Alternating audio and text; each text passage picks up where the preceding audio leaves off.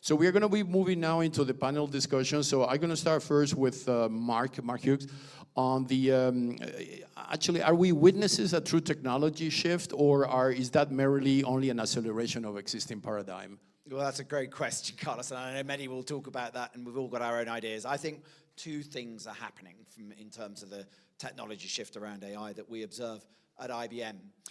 So here's a paradox, which is that 80% of CIOs, we surveyed them recently through the IBM Institute of Business Value, 80% of them say that they can see the potential for revenue growth with AI, yet 24% haven't seen yet any return on that. And so if we unpack that a bit, what's going on? And here's what we see is happening. Firstly, on one hand, we see a really strong push clearly for how productivity gains can be made with early experimentation and implementation of AI, which is great. And we're seeing some stuff from there, but that's not really where we see the future.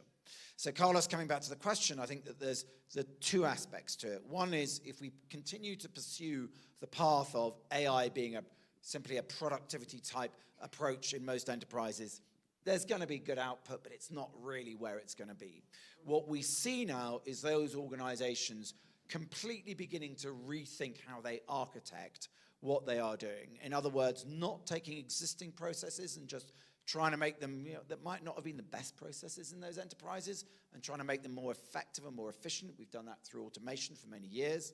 Yes, AI provides a bit of a leap there, but now actually rethinking how they architect and wire their business to say, well, what can we open up that is new, and how do we really see that happening? Well, firstly, getting their data under control. So really thinking about a data architecture of how the enterprise data on which many of the different models are trained on is harnessed and captured, that then allows those agents to actually do their work. The second thing then is the really revolution around what we call agentic AI. Everyone's familiar with that.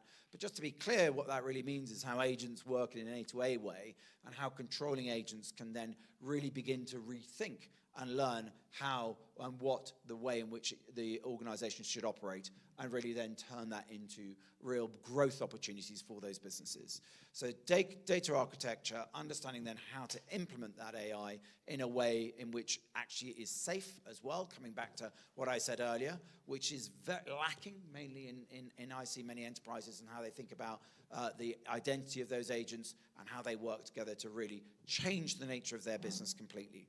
So really, Carlos, I see those two things happening. And of course, it's those that are rethinking their business in that way that we can see real return coming from what they're doing.